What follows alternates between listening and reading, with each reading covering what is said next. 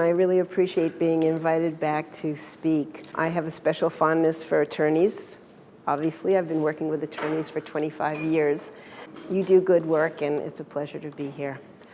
I'm going to be talking about stress, and hopefully looking at stress in some ways of managing stress and reducing stress.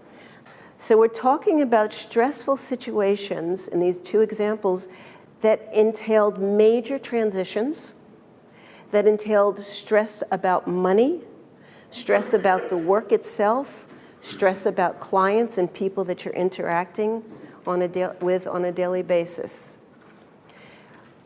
I don't have to tell any of you in this room that stress is a part of your professional life, but I would like to explore some ways of maybe looking at stress a little bit differently, maybe minimalizing it, maybe coming to terms with it in a way that it is not impacting in a negative way. So the first thing I'd like to say about stress is that it is important. Stress is not the enemy. And one of the interesting things that I found was that doing exercise alone is not necessarily a stress reducer. So if you join the gym and you go and you work out on that treadmill and you hate doing it, it's not going to work. You're not going to get the desired result. I want to move a little bit into business stressors, because that is where most of us who are not yet retired are finding our stress.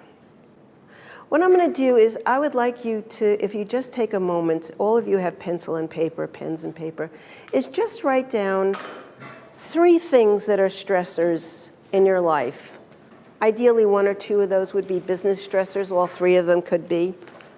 And just think for a moment, what is it that is especially stressful for me in my life right now? What are all the stressors that come into our lives when we're working? Well, if we go back to George and Sally, we see that transitions are a huge stressor. Those of you that are thinking of retiring or thinking of joining a new practice, those are all major transitions. And they can be highly stressful. Another huge stressor is money. And in my experience, it's a stressor no matter whether you have a lot of money or not enough money. I have worked with multi-million-dollar companies and sat across the table from the partners who earn really nice 6-figure incomes. And I am here to tell you that money remains a stressor. It is not how much you earn, it's how you deal with it that really eliminates or lowers or heightens that stress. So money is a huge stressor. Just not having enough time to do everything we want to do. Delegating. Do we delegate? How do we delegate? Who do we delegate to? Also a source of stress.